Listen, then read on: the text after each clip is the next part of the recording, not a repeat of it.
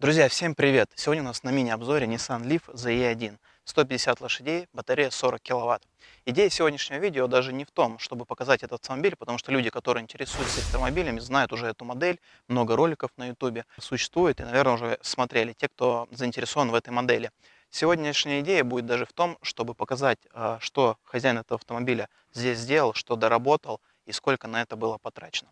Хозяин этого автомобиля вы, наверное, могли видеть уже в моем ролике, который я снимал примерно, наверное, года 2,5 назад. Назывался он «Сравнение американского и японского Nissan Leaf». Кто не смотрел, обязательно в подсказке всплывет, посмотрите. Зовут его Дмитрий. И вот этот как раз Leaf, это, конечно же, его модель. Сейчас он зайдет в кадр, и мы продолжим.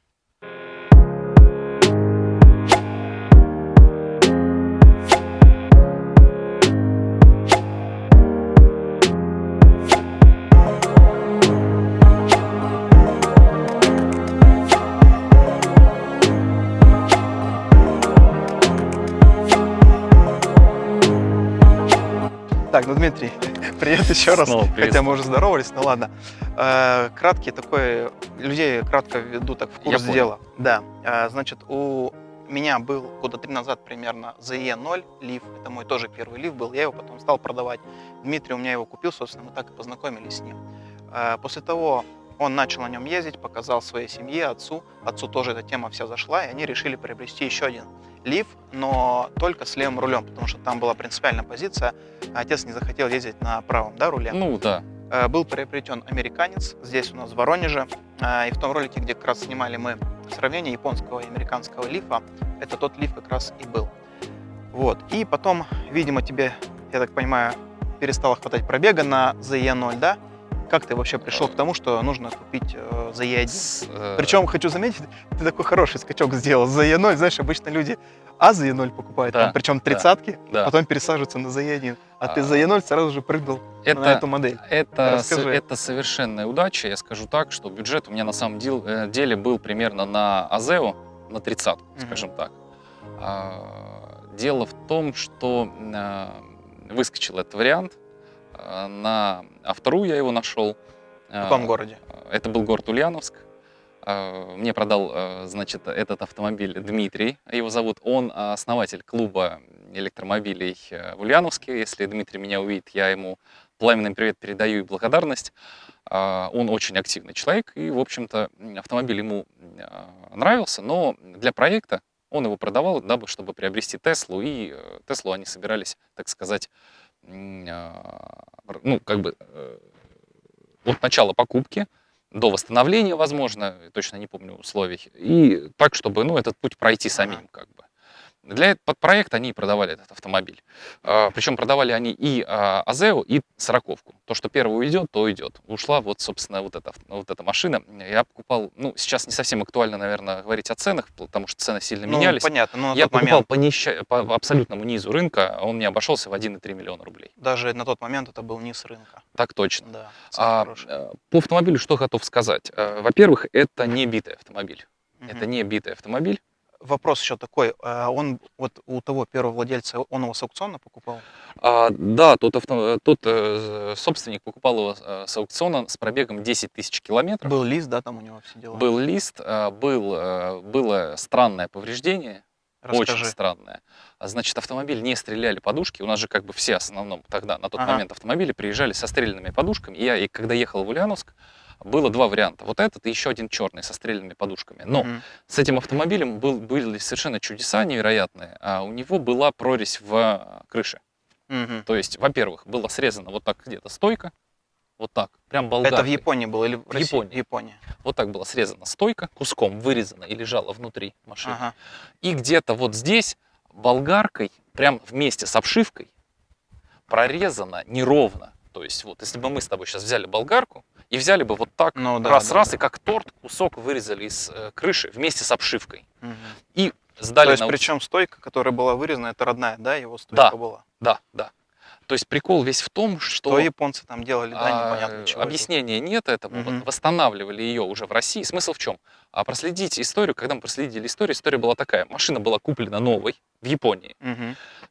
Спустя 2 месяца и 10 тысяч километров она уже тотал. Со срезанными стойками. Я, честно говоря, не очень хотел ее брать, изначально переживал, вдруг она утопленник или что-то. Или перевертыш, да, или там что-то такое. Но опять же, если перевертыш, то были бы повреждения Да. боковых там частей. Но здесь логика как бы отсутствовала, и тогда мы, проанализировав всю ситуацию, я понял, что с нестрельными подушками, ну пусть там с резаной крышей, кстати, потом крышу просто полностью убрали вот здесь по швы и поставили с другой сороковки в сборе. Она не шпаклевала, целиковую крышу заменили просто целиковой. Вот, чтобы там не красить, ну в смысле, чтобы не шпаклевать и не варить. Кроме крыши, все остальное в круг ничего не менялось, не красилось. Так точно. Да, ну бампер я подкрашивал, но это из другой истории. Как бы кузовню, металл, ничего не шпаклевали, не красили. Понятно. Ну вот расскажи вкратце, когда ты ее приобрел. Я знаю, что здесь много вложений сделал. Ну, расскажи, по-моему, ты детейлинг, да, первым делом сделал? Значит, сейчас расскажу. Во-первых, про эмоции хотел бы обязательно поделиться для людей, которые ездят сейчас на ЗЭО либо АЗЭО. История такая. Я автомобиль, у меня есть ролик тоже на канале давний, я, к сожалению, давно не снимаю видео, но обязательно обещаю снять что-нибудь. Я когда на эвакуаторе сюда привезли мне автомобиль, я в него сел, и я был поражен его динамике, реально, я был поражен его динамике, и я не верил, что это один и тот же фактически принципиально автомобиль, потому что считаю, технически это одно и то же, ну, не считая там мощности мотора и двигателя и батареи. Фактически это концептуально та же машина. Ну, то есть, если сравнивать, допустим, его с динамикой АЗа Е0, то прям ощутимо, да, динамика? Да, в 1,5 раза. Ну, примерно так же, как и есть. Он по характеристикам, конечно, отличается, поэтому да. Но вот именно общее ощущение состоит в том, что они тебя, инженеры и дизайнеры так тебя обманывают, то, что ты не веришь, что это та же машина. Ты чувствуешь совершенно другой автомобиль. Там более удобные кресла, наверное, более, может быть, немножко модная торпеда. Но это все вкусовщина, конечно. Ну, так или иначе, вот внешний вид я мне хочу сказать, что очень один нравится. кузов только что стоит. Особенно после того, как ты сделал здесь детейлинг, да. Она просто вся горит, блестит. Это правда. Я сделал детейлинг, полностью полирнули всю кузовщину, нанесли составы, и вот 2 года, хочу сказать, 2 года, автомобиль, ну, если за исключением небольших каких-то царапинок потом полученных, он горит по сей день. Крыша черная, это вся заводская, да? Да, это все с завода. Крыша, спойлер, это все с завода идет. Да, так он выглядит с завода. Внешне я поставил 16-е диски для зимы. И хотел использовать эти диски только зимой. Это фирма X-Strike. Тоже хотел немножко небольшой, так сказать, лайфхак рассказать.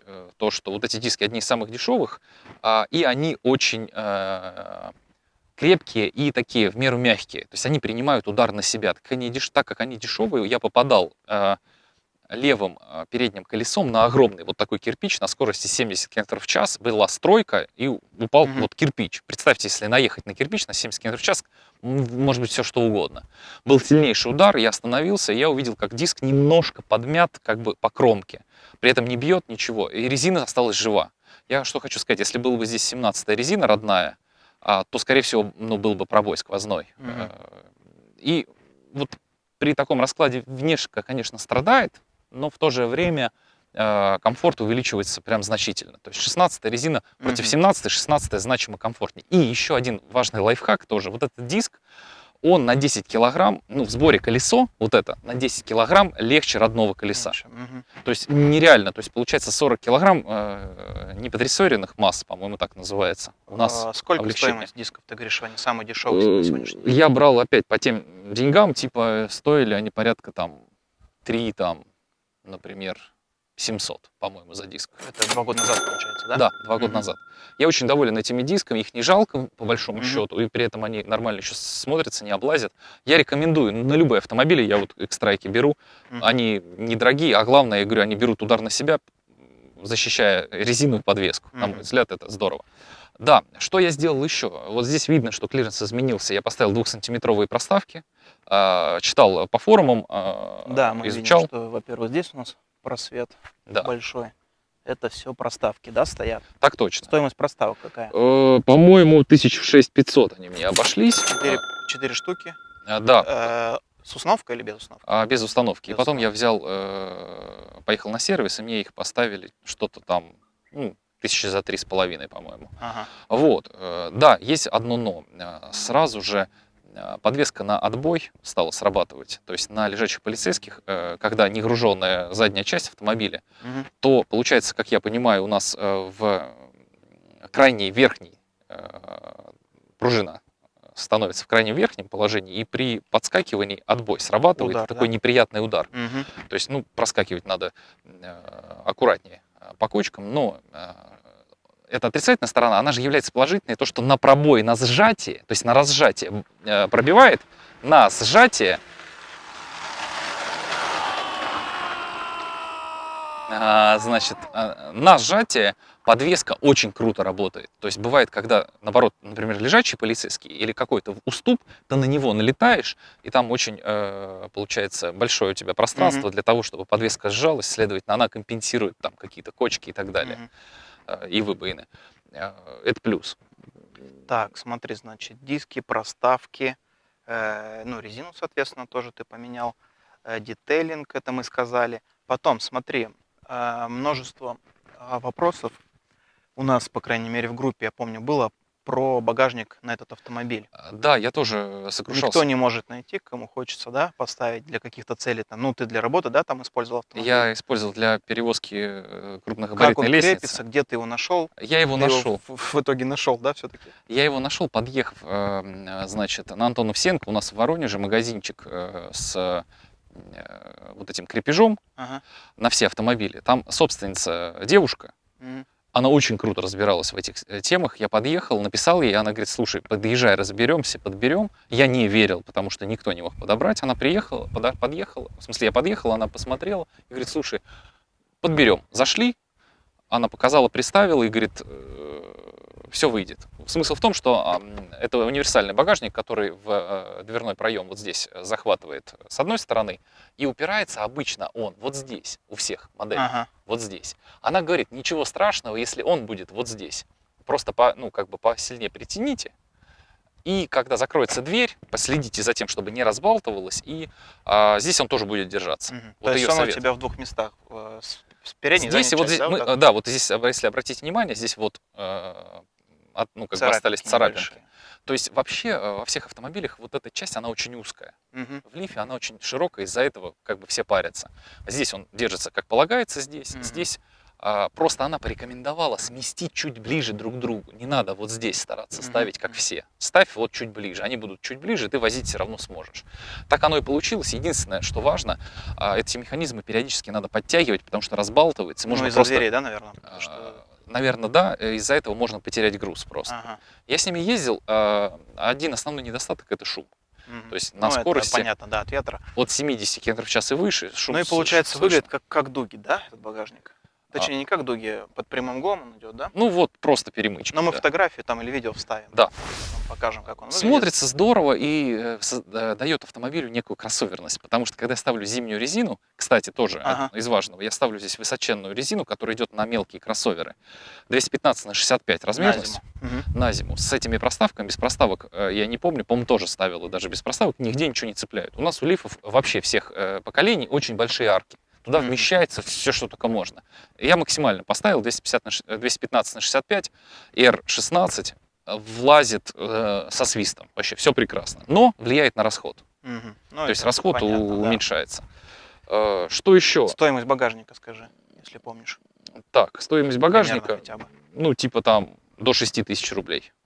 Скорее всего, дешевле. Все вместе, да, крепеж? Да. И легко прикручивается просто палка веревка. Из грустного, что здесь, вот тут пластиковый, порог, и вот уже я получил здесь удар.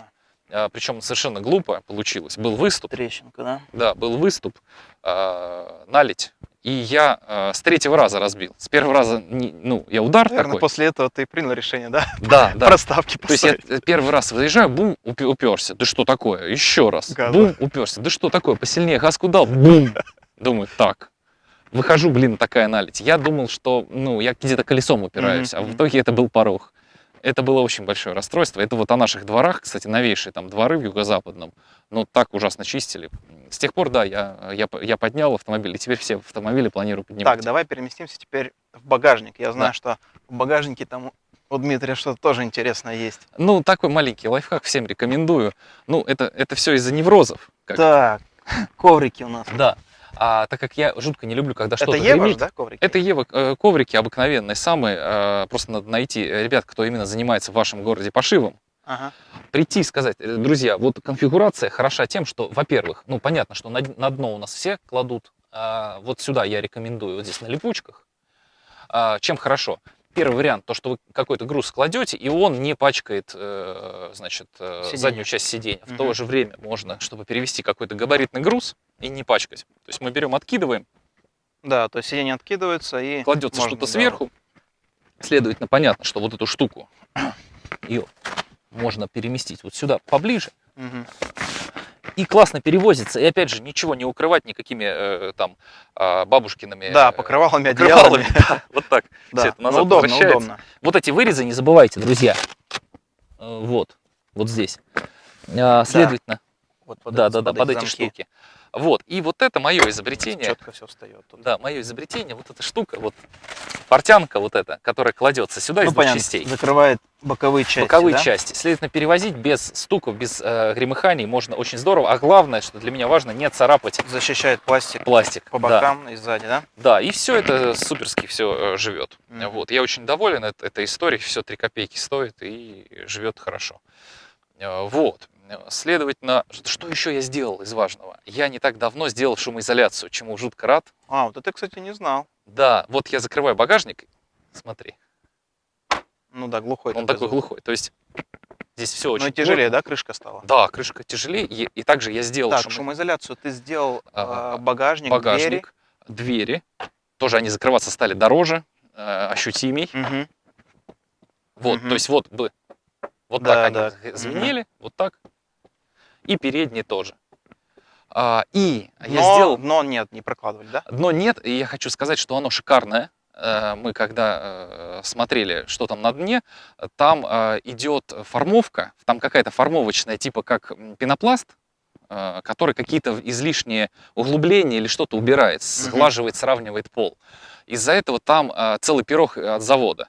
Ну, плюс еще прослойку уже дает батарея, которая под днище проходит. Да. Может быть, арки есть смысл, был бы смысл. Еще крайне важный для меня, тема, которая меня прям трэшит и бесит, это черная крыша. И у меня реально были задумки натянуть сюда глянцевую зеркальную пленку, потому что жарко невероятно. Нагревается. Черные машины тяжело ездить и нагревается. Я здесь сделал теплошумоизоляцию.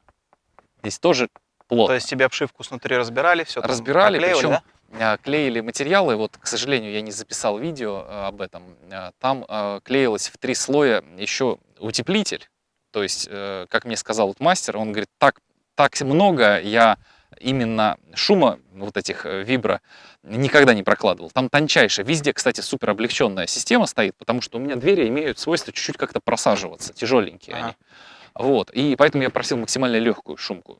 Здесь не стоит на электромобиль нагружать. И то есть тоже очень вибра тонкая, а шумотепло очень плотно. И хочу сказать, летом, когда сильная жара, раньше руку подносишь к обшивке, и она прям, жара тут как от батареи. Сейчас она такая, не холодная, чуть-чуть тепленькая, но значимо лучше. То есть прохладней стала. Это вот прям тоже круто и важно. Стоимость шумоизоляции вышла? Немало. Вышло, по-моему, с работами 1018. То есть немало. Но так как вот эта история, которая легче на что-то типа 40% легче, она дороже. Эта вибруха, она значимо дороже. Что еще в прошлом году сделал, тоже всем рекомендую. У кого проблемы кто ходит по крайней точке запаса хода, на всех электричках рекомендую ставить Webasto. Да. Ставил тоже у нас в городе Воронеже у ребят, которые являются официальными дилерами вот этих решений. Давай, показывай. Да, и они уже имели опыт установки таких систем. Именно на ZE1, да? Нет, они на AZEO ставили. На AZEO, да? Да, и поэтому у них уже есть понимание, там у них мастер, который уже делал, и поэтому я обратился. Что-то здесь тебе переделали, чтобы она встала на свое место? Совершенно нет. Вот, это получается 2-киловаттный планар. А бачок где? А бачок, вот он. Вот он тут там уже немножко. Вот это, да? Да. Крышка, вот да, он 5-литровый. 5. Сюда прям сразу. А как ты сюда заливаешь? Ты знаешь, вот я беру пистолет, прям вот так вставляю. Пистолет заходит без проблем, да? Заходит, абсолютно. Вот под этим углом вставляется и наливается. Ну, в крайнем случае, может, какую-нибудь там канистру, да, и потом через воронку перелить. Да, но я вот напрямую. Всё. В самые морозы я заливаю, и мне вот этого хватает. Сколько по емкости бачок? 5 литров, но осталось 4. Он вжался, так сказать, был клапан на крышке, Ага. неправильно работал. И когда тратился дизель, это дизельный, кстати, планар. Это дизельный? Это дизельный, не бензиновый. Почему? Так, смотрите, кому интересно будет модель. Очень рекомендую, да. 2D12S. Планар 2D12S. Угу. Очень рекомендую, потому что по бюджету очень здравых денег стоит. И, кстати... Какой бюджет? Плохая память на цифры. Ну, что-то типа тоже тысяч, мне кажется, в 16 мне это все с работами обошлось. То есть Ну, он это, сам в кстати, районе... да, это потому что, насколько я знаю, на ZE0 там 25 берут и 24. Да, у нас вот, в городе. это примерно так мне обошлось. Не дороже, насколько я помню. Смотри, вопрос такой. Вот когда ты зимой ездишь, допустим, по морозам, ты же уже зиму с ним отъездил, да, Да. получается? Вот этого бачка насколько тебе хватает? 2 недели на самую активную езду. Ежедневную, на самые морозы, я прям на всю катушку Ну, то жарю. есть ты вот не как некоторые, да, делают, там, подтопил, выключил, Нет, он у меня рывками. включен Прям просто включен постоянно, да, круглосуточно. 2 недели? Просто, да. Даже бывает такое, что я его включаю, Ага, и он у меня тарабанит 40 минут перед тем, как поехать, для того, чтобы прогреваешь. прогреть машину, да. Можно ли сделать здесь подключение, чтобы выставить таймер прогрева и перед тем, как ты выходишь, чтобы он уже заранее включился? Есть один момент. Этот момент состоит в том, что Ну, как теплый штатный, я имею в виду печка. Я понял. Теплый воздух, горячий воздух поступает через жабо вот здесь, впаян он в место, где должен был воздух заходить в печку. Ага. Сейчас полностью, нет, не вру, наполовину. Сейчас наполовину оно открыто, наполовину воздух заходит с улицы, как и раньше, наполовину через вот это устройство. Мгм. Таким образом, проходит через него. Таким образом, там же есть заслонки. Мгм. Его нельзя заводить, если машина заглушена. Мгм. Когда машину мы глушим, то заслонки, они пластиковые, они Мгм. закрываются. И если мы оставим, например, если мы заведем только отопитель и не заведем автомобиль, значит, у нас заглушки будут закрыты, и рано или поздно, как говорят по опыту, они оплавляются и Я понял, деформируются. Поэтому В принципе, вот я тебя перебью, извини, те, кто живет в частных домах, там, да, не проблема вообще выйти, включить автомобиль, Да. запустить планар, да, и да. все, и он прогревается. Есть сценарий, при котором можно управлять, сейчас даже скажу, как некорректно, как нельзя, просто чтобы предостеречь, нельзя также завести его и, заглушив машину, забыть его включенным. Произойдет такая же история, закроются Ага. заглушки, и у нас планар сожжет пластик внутри. Поэтому есть рекомендация очень важная. Он при выключении, он еще 2-3 минуты продувает как бы вот свою трассу. Мгм. Поэтому до того момента, пока я знаю, что я через 2-3 минуты остановлюсь и выключусь, я его выключаю. На ходу он продувается, выключается, и я тогда глушу машину. Либо если я подъехал и забыл его, я тогда нажимаю и оставляю машину, ну как турботаймер. Мгм. Как выйти из положения правильно в этом событии? В этом событии нужно установить значит, сигнализацию с автозапуском, которая имеет расширение на отдельные устройства. Там есть пины у них какие-то, которые можно управлять с автозапуска еще и некими устройствами типа планар. Таким образом, ну вот мне автоэлектрик рассказал, вы можете с ключей завести, включить сам автомобиль, он включится. И запустить планар. И запустить планар. Таким образом и обратные действия тоже совершаются.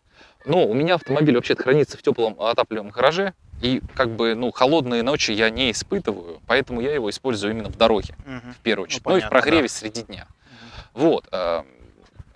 Насколько экономит он вообще электроэнергию? Ну, процентов на 99. То есть вот, ну, он берет там, я не знаю, там каких-то ватт, по-моему, он берет там, ну, очень мало. Короче, Ну, как то есть, лампочка. по сути, у тебя пробег зимой соизмерим, наверное, примерно чуть ли не с летним, да? Ну, с осенним, я бы так С сказал. осенним, С да, потому осенним. что, конечно, температура воздуха Или все равно с ранней влияет весной. на дальность пробега, да, Да, либо с ранней весны. температуру батареи там, и так далее. Так точно, да. Вещь очень хорошая, и я с ним, он меня выручал в каком случае? Однажды у нас был длинный пробег и незапланированное отклонение от маршрута. Таким образом, это было ранней весной, уже мы не пользовались печкой, но было холодно вечером. Мгм. И мы возвращались по работе с объекта, И у меня оставалось считанные километры с печкой. Без печки было жутко холодно все равно, хоть это была не зима, а осень. Мне коллега напоминает, такой, типа, блин, у тебя же отопитель, включай. И он нас так спас, мы намерзлись, в принципе, за день. Мы включили отопитель, ехали без печки, и только ради этого, только из-за этого мы доехали. Либо мы доехали бы, простуженные, и это было с области. Но доехали в тепле. Да, мы доехали в тепле вообще, то есть проблем не имели. Я реально рекомендую ставить эту штуку всем. И по большому счету на Эбершпехер и на тому подобные вещи не заморачиваться, потому что вот этого более чем достаточно. Единственная еще рекомендация, раз там что-то в месяц или в два, все равно его включать и прогонять даже летом, чтобы там не застаивалась вся история. Да, почему дизель я выбрал, объясню. Потому что бензин и электромобиль как-то вот немножко меня напрягло по безопасности. Потому что где-то вдруг какие-то там порывы в трассе вот отопительной, чтобы на искру не дало и возгорание, дизель все-таки разжечь в обычных условиях сложно, поэтому это выбор был такой. И еще один момент. Выхлопная труба выходит у меня где-то за задним колесом, вот посередине. Многие пишут, что, воняет дизелем. Фигня полная, не знаю, кому воняет. Но движение вообще никогда не воняет. То есть в салоне никаких запахов? Никаких запахов движения никогда не было. Было такое, что машину заводишь. Когда на месте стоишь? Когда на месте стоишь, и иногда подкидывает воздух подкидывает в печку, засасывая. Но это настолько мало и несравнимо со своим автомобилем бензиновым, может происходить такая же история. Вот. Это вот, собственно... Понятно. Так что, друзья, примите к сведению, ставьте планар. Обязательно. Так, ну что, давай, может, в салон посмотрим? Да, в салон. И хотел бы очень сильно рассказать про то, что вынуждено, требовалось сделать с автомобилем и вот с учетом этого пробега. Так, перемещаемся в салон. Здесь прям темно из-за тонировки, да, в салоне? Это так. Значит... Так, давай просто покажем внешне, как здесь все выглядит. Здесь уже, значит, актуальный руль, который сейчас во всех Ниссанах, будь то Qashqai или X-Trail, вот они все выглядят вот так, со скосом, с нижним. E-Power, по-моему, тоже такие стоят. Да, то есть, мне руль очень нравится. И, кстати, я даже проводил в инсте такое, типа, прикол. У меня был от Мерседеса заглушка на колесо, оно четко вот сюда ложится. Я вот сюда прикладывал, вот так ее держал рукой, как будто бы это Мерседес. Размещал фотку, и люди такие: о, чувак, типа, поздравляю, какой-то новый Мерседес. То есть, реально, люди, мы премся именно от брендов. То есть, вот этот руль абсолютно за мерседесовский сошел, никто не мог подумать, что это Nissan, поэтому... Ну, вот это вот вся история с предыдущих поколений, да? Да. E0, все то же самое. Вот эта кнопка здесь не самое, может быть, удобное место, но, в принципе, я привык. Вот этим я никогда не пользуюсь. Подогревы обыкновенные, здесь прикуриватель. Что прикольно, чуть другая голова, сейчас я, наверное, заведу. Да. Что мне нравится, здесь есть, если ставить диск, то диск автоматически копируется на жесткий диск внутрь. Очень кайфовая тема. Нажимаем аудио, и там... Так, у тебя, я смотрю, переведено на английский язык, да, все? Да, это предыдущий собственник заморочился. Я бы не заморачивался, но, в принципе, мелочи приятно. Вот, следовательно, если сюда мы перейдем, здесь вот Music Box появляется. Забавная штука. Очень удобно. Здесь вот треки какие-то сохраняются. Даже предыдущего собственника, как бы не от японца даже.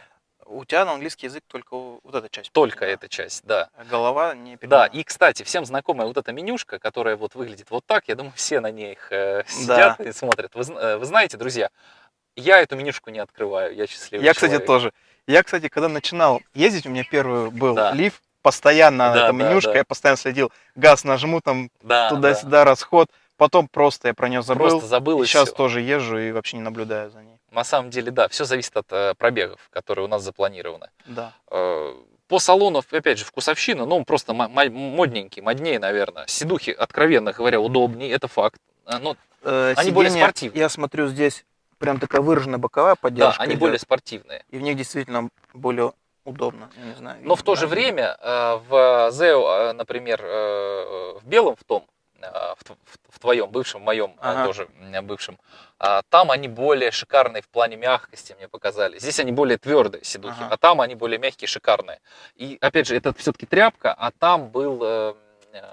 Типа велюра. Типа велюра, да. Велюра это вообще must have. Интересная форма, смотри, подлокотника. Да. Сделана. Но он такой, ну, как бы маленький. Заводской же подстаканник, да? Нет, Нет? это у Другой, меня да? подстаканник переезжает со всех машин. Ага. Вот, для Просто мелочей. четко встает, как будто заводской. Это факт. Здесь, кстати говоря, в каких-то комплектухах есть электроручник. А у меня, кстати, Ножной, да? У меня ножник, да. И эта комплектация, по-моему, называется X. В ней что нет? В ней нет пропилот. В ней нет пропилот. Мгм. В ней нет туманок. В ней нет сонаров, то есть этих датчиков приближения к препятствию. То есть Так, только... а вот история с Е-педалью здесь нет такой? Здесь есть E-педал, вот она. Редкая трэш, редкий трэш. Вот так он активируется. Не пользуешься, да, я так Я не понимаю? пользуюсь, я пробовал, мне не зашло. Мгм. Многие, я слышал, заходят, но чем мне не заходит, я люблю ехать накатом. То есть я отпустил газ, и она какой-то накат дает. Мгм, Здесь же, мгм. если ты отпускаешь газ, она в тормоз бьет. А держать педаль вот где-то В среднем в среднем положении. положении, это то еще удовольствие, напряжение для ноги. Я по городу, я не знаю. А так я езжу всегда на круизе. Здесь круиз Мгм. такой неадаптивный, кстати, из-за пропилота, так его тут нет. Тут нет адаптивного круиза тоже, а просто обычный круиз. Но мне этого тоже хватает, вполне Мгм. себе. Так, а сок когда последний раз измерял? А, Сколько здесь было? Первый раз я узнал о Сохе от предыдущего собственника, он мне просто показал. Ага. А потом я как-то на трассе одноклубника встретил, который тоже подключил, и я понял, что за год она потеряла что-то типа 1%. А не помнишь значение какое было? К сожалению, не помню. Типа, когда я купил, наподобие было 90, например, там, 4, что ли. Сколько ты сейчас проезжаешь вот летом на ней? Значит, конечно же, как еще раз везде сказано, все зависит от манеры езды, скорости и погодных условий. Мгм. Максимально, что я на ней проезжал, это 303 км по Летом. трассе, летом, на летней резине со скоростью на самом деле 70 км в час. Без кондиционера. Конечно же, без кондиционера. 70, 75 до 80, не больше 80. 303 км я проезжал. Сейчас показывает тебе 145, на сколько заряжено? На 68% и с 68, кондюком. То есть, если вы включите кондиционер, 163, да. Ага. Так, а зимой вот расскажи, сколько ты проезжаешь с планаром и сколько ты проезжал без него? Значит, зимой, опять же, ну, я на самом деле езжу на все деньги. То есть, Мгм. вот если обратишь внимание на Не мой расход, экономишь. ну, это безумие для владельца электромобиля. 3,6 это, Да. ну, это нельзя так делать. Вот, я езжу тапку в пол, просто вот только единственное, не допуская шлифа. Ага. То есть шлифовать я просто уже один комплект резины стер на этом автомобиле, он стирается просто моментально. Поэтому я езжу активно, и мне, в принципе, летом я проезжаю на полном заряде, вот себя ни в чем не ограничивая, ну, где-то километров 180. Но это не в нулину. А вот А зимой? зимой это тоже будет где-то 160, максимум 180 с планаром. Планаром. Без планара, ну, меньше будет. В Ну, зависимости. около, наверное, 140-150. Опять же, если будет минус 4, это одно. Если минус Ну, 14, да, это там понятно, вообще может согласен. быть срезано в половину.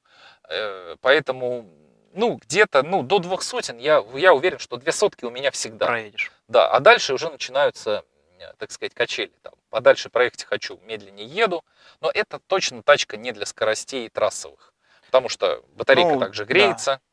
Электромобиль с самого начала зарекомендован, мне кажется. Ну, вообще создан был для городской езды, для передвижения с точки А в точку Б. Да. Так, Вот, кстати, ну обрати что? внимание по планару. Вот он здесь, вот. Здесь стилизовали очень круто его. Вот он. Как будто бы он здесь и был. Ага. Просто. Как вот штатная кнопка, Да, да? да, все очень аккуратно, удобно. Вот. В Здесь, принципе. да, резюме хотел бы сказать такое. А, ты еще хотел рассказать, что ты здесь делал именно вынужденно. По вынужденным тратам, значит, дважды я поменял стойки стабилизатора. Мгм, Когда я купил, уже подгремыхивала справа мгм. стойка стабилизатора. Я Причем на пробеге каком? 20 тысяч километров. Странно, да? Да. Тоже. Да, в чем прикол? Я меняю стойку стаба, думаю, ну до меня где-то всадились, наверное, в кочку, я уж точно так делать не буду. И проходит ровно 20-25 тысяч километров, и гремит опять стойка стабилизатора. И Мгм. я читал, Оставил оригинал, нет? нет, МТФ или как-то так, по-моему, Ага. называется производитель. Совершенно там недорого, типа 1700 за пару, по-моему, так. И поставить там 50 рублей, 600-700. Ну, это копейки, да. Все, Что еще? Все, больше ничего, да? блин. Ну, нет. Из вынужденного ничего больше. Из вынужденного ничего. Просто понятно, да, доработок ты сделал здесь столько, что тут даже можно все, наверное, и не перечислить, да, и забыть что-то, потому что реально ты много сюда. Давай вот подведем итог. Смотри, первое, я хочу просто вот это все, что ты сделал, суммировать, и мне интересно, ты же просто, наверное, не прикидывал, а вот интересно, накопилось столько всего, да, сколько ты сделал, на какую сумму это все вышло. Детейлинг, сколько ты говорил, 18, да? Да, детейлинг где-то порядка 18 тысяч рублей, но он очень такой глобальный. 18. Диски. Прям считай. Ну, плюс там 3, давай 3500, да, возьмем единицы диска. Ну да. Итак, 3500 рублей на диск. 14 тысяч это диск дополнительно, да? Можно было бы резину покупать на родные диски, но я купил. Плюс 18 детейлинг. Плюс 18 тысяч детейлинг. Планар. Ну, что-то 16 тысяч. Плюс 16. Плюс багажник. Багажник, ну то есть 1006, по-моему, не больше. Далее шумоизоляция. 1018, наверное, тоже. 18. Да, вырисовывается сумма. Так. Ну да, я, может быть, немножко затратился. Женя не показывает это видео. Это точно. Что еще? Коврики. Ну, коврики это там... Ну, все равно здесь же оригинал были. Ну, там типа, я не знаю, там, может 1003? быть, наверное, с багажником 1005 вышло. 1005. Да, еще я устанавливал здесь атермальную пленку, которая, именно она как ГОСТовская, накладывается 90% ультрафиолета он пропускает. Вот это у тебя съемная здесь, да? Это съемка, да. Сзади не съемная. Сзади не съемная, да. Ну, давай тоже посчитаем. Ну, я не знаю, там, 2000 рублей. 2000 рублей. Так, что еще забыли? По-моему, все, да? Резину? Ну, резину я бэушную покупал почти новую, вот эту, летнюю. И типа, почему я купил ее? Потому что она выходила дешевле, чем... То есть она даже купила мои диски. То есть, если бы я покупал резину на 17-й мои диски, то я бы затратил бы стоимость, равную этой резине и этим дискам. То есть на один размер 16-й, но значимо дешевле. И я рекомендую, если вы не заморачиваетесь прям по внешке, потому что для меня внешка это крайность. Я бы тогда 18-шки бы ставил бы диски для внешки. Комфорт? Комфорт это 16, да. 17. И, кстати, родные диски очень крепкие, но очень тяжелые. Прям очень тяжелые. Резина сколько? Не помню. Примерно. Блин. Ну сколько там резина? 1006 баллон, наверное. Ну, 6 баллон, да? 6 баллон, наверное, новая, а я взял БУ типа там за 4500. Ну там 1020. Да. Все, какая у нас там сумма? 80 тысяч рублей. 80 тысяч рублей. И, кстати, я проехал на этом автомобиле... Немалая сумма, немалая. 50 тысяч километров. За 2 года, да? За 2 года, 50 тысяч километров. И у меня на счетчике, у меня есть счетчик, выведенный под розетку, где я заряжал все свои электромобили за, ну сколько, за 3 года. И сумма, сейчас скажу, 7 тысяч киловатт я нажег, на 4 пусть даже 50. Ну типа 30 тысяч я за 3 года потратил. Вот.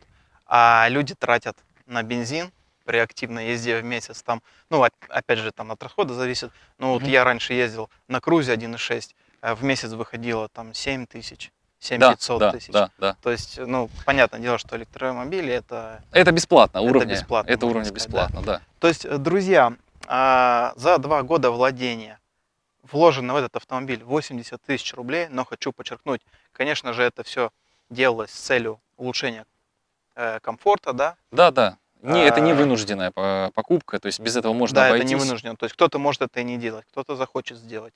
То есть это те деньги, которые вы захотели сами вложить для улучшения комфорта, каких-то внешних данных.